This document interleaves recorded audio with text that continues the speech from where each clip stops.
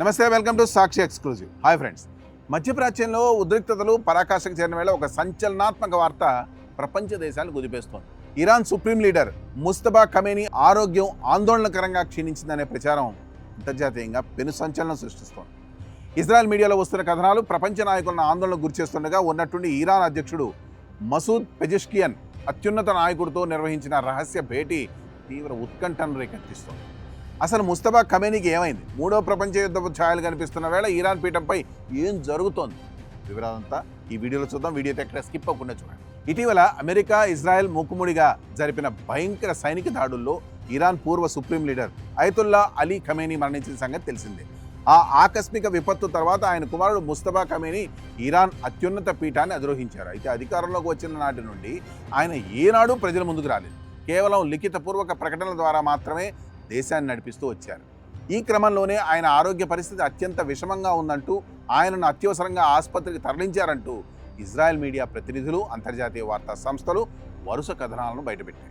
ఈ పుకార్లు దావానంలా వ్యాపిస్తున్న తరుణంలో ఇరాన్ అధ్యక్షుడు Masoud Pezeshkian supreme leader Mustafa ఖమేనీతో ప్రత్యేకంగా సమావేశమయ్యారనే వార్త బయటకు వచ్చింది.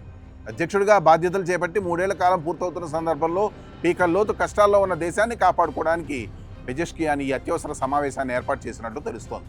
ఇరాన్ అధికారిక మీడియా ప్రెస్ టీవీ తెలిపిన వివరాల ప్రకారం ఈ భేటీలో ప్రధానంగా 3 అంశాలపై తీవ్ర స్థాయిలో చర్చలు జరిగాయి. మొదటిది, సరిహద్దుల్లో రగిలిపోతున్న సైనిక పోరాటాలు, అమెరికా ఇజ్రాయెల్ దాడులను తిప్పికొట్టడానికి తీసుకోవాల్సిన వ్యూహాత్మక అడుగులు, ప్రస్తుత యుద్ధ పరిస్థితి, భవిష్యత్తులో రాబోయే ముప్పుల గురించి ఇద్దరు నాయకులు సుదీర్ఘంగా ఆలోచించారు. రెండోది, దేశంలో పడిపోతున్న రూపాయి కరెన్సీ, తీవ్రమైన విదేశీ మార్పిడి లోటు, ఇంధన సంక్షోభం, యుద్ధ వాతావరణం వల్ల ఆర్థిక వ్యవస్థ చిన్నాభిన్నమైన వేళ వ్యయాలను ఎలా నియంత్రించాలి, విదేశీ భాగస్వాములతో ఆర్థిక సంబంధాలను ఎలా మెరుగుపరుచుకోవాలనే అంశాలపై పక్కా ప్రణాళికలు రచించారు. ఇక మూడోది, నిత్యావసరాలు లేక అల్లాడుతున్న సాధారణ ప్రజల ప్రాథమిక అవసరాలను తీర్చడం. అటు సోషల్ మీడియా ఎక్స్ ఖాతాలో కూడా ఈ సమావేశ వివరాలను పంచుకుంటూ దేశం ఎదుర్కొంటున్న ఈ యుద్ధంలో సైనిక బలగాలను బలోపేతం చేయడం, ఆర్థిక వనరులను సేకరించడంపై దృష్టి సారించినట్లు ప్రకటించారు.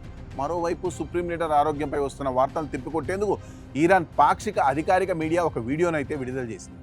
అందులో ముస్తఫా ఖమేనీ ఆరోగ్యంగా ఉన్నట్లు చూపించే ప్రయత్నం జరిగినప్పటికీ ఆ వీడియో ఎప్పుడు తీసిందో స్పష్టత లేకపోవడంతో అనుమానాలు పటాపంచలు కాలేదు.